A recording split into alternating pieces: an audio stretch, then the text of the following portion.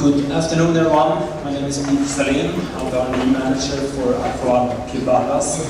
I'm also an advisor to the Swedish delegation in IMO.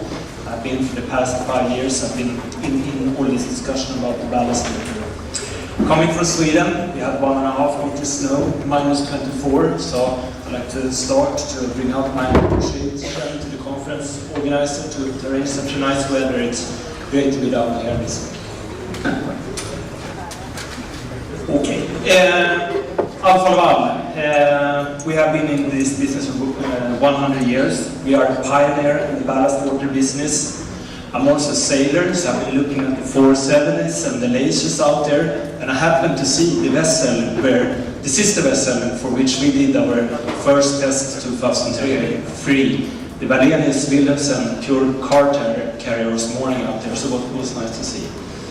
We are the first manufacturers that have been certified with the new revised G8. I'll speak a little bit more about that. We are also US Coast Guard type approved. The Ballast Water Convention, I mean, it was concluded, adopted in 2004, and it was expected that it would be ratified in a 5 years time frame. It was a time schedule based on 2007 to 2010, but it took a lot of years. What was the reason for the convention to not be ratified? It was that the ship owners did not have any confidence in this, and many vessel organizations, they told countries that we don't like you to support this convention until it is fixed. And there were a lot of back and forth, and time dragged, and this started to be embarrassing for IMO. But in 2014, the ICS they put in a proposal time where they say, let's have this fixed. And they put up a proposal with minimum requirements to have the revised G8 fixed. And now it was a fast track to have this fixed. And I think I calculated some 7 weeks in London where we worked with this. And many times we stayed until 1:30 in this building to try to agree upon how this new revised G8 guidelines would look like. And 2016, finally, we agreed.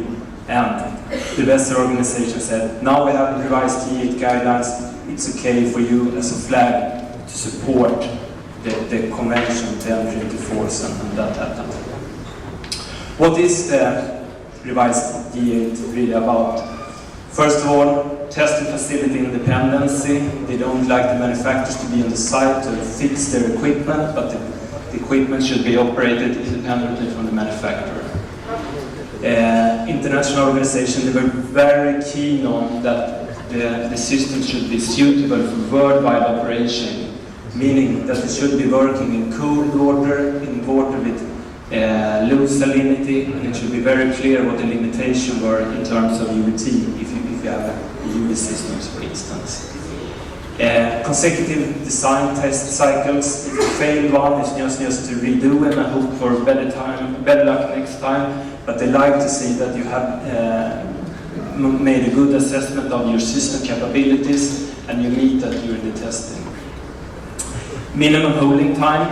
It was previously stated that you should test it 5 days, but in the revised G8, if you like to have a no-hold time, you need to state that in your performance claim, and you also have to test that no-hold time. And there were also some clarification about service and commissioning procedures. We have been following this, we have been preparing for this. Last year in February, we were on the test site. We were waiting for the ice to break up so we could start testing. And we started testing really early last year. And in Alfa Laval, we were the first one that were able to be certified according to this revised G8. And as a reminder to everyone that after October 28 in 2020, there will not be allowed to install any system that are type approved according to the old G8, so to say.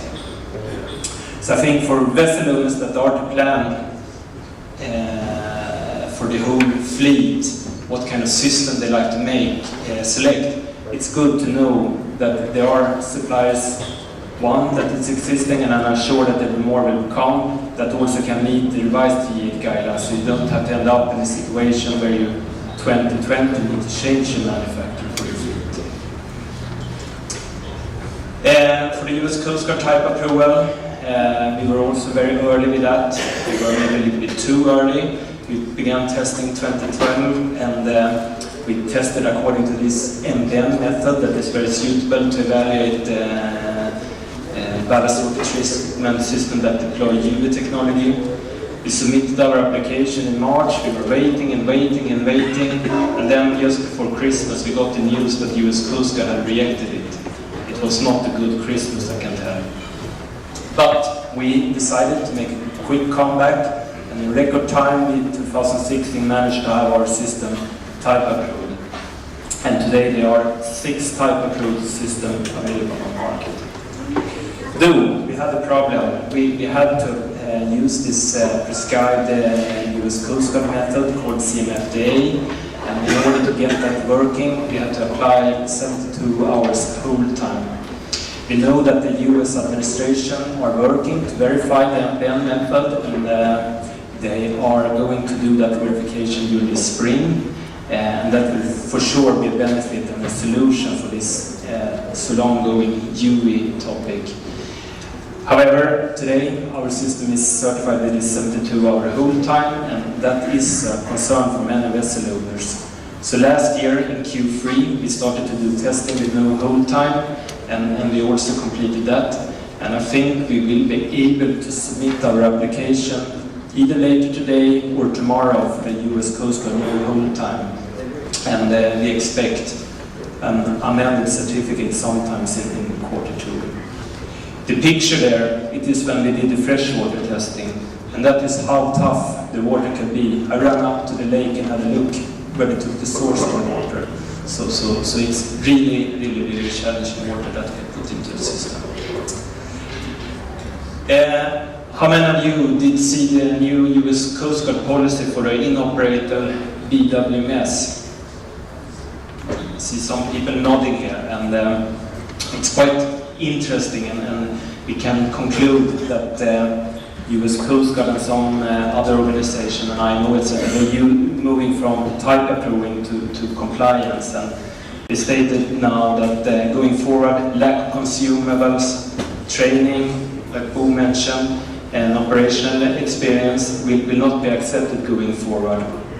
And if you have an BWMS that is not working, US Coast Guard can maybe for the first time accept the ballast water exchange 200 nautical miles away, and that given if you submit a repair plan, and it must be repaired before you can go back to the US next time.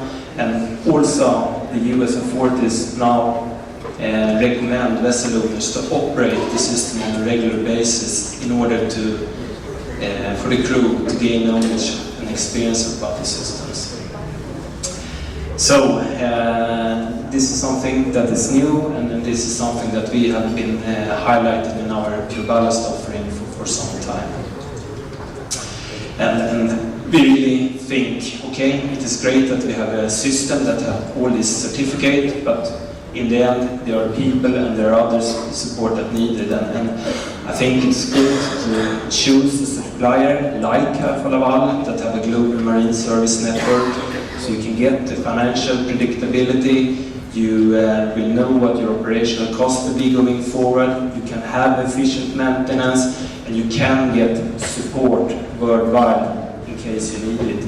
Because if you are in Panama and are bound for US and you maybe have a problem with your system, it can be very short time that you need to get some support, and not being able to trade to the US, it can be very costly if you end up in such a situation. To sum up here, we have always in Alfa Laval kept in step with legacy developments. We are early mover. My manager says this is an early mover advantage. For me it's sometimes a disadvantage to be first, but I think it's fun. We started the development in 2003. We have learned a lot. We have learned a lot from our mistakes that we now have brought into our third generation product.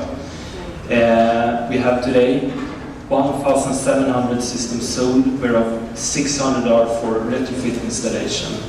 And last but not least, with now the authorities and the regulator moving from type approval to enforcement of compliance, we think it's very important to highlight that we have a global sales and support organization that can support you with our own resources worldwide. Thank you.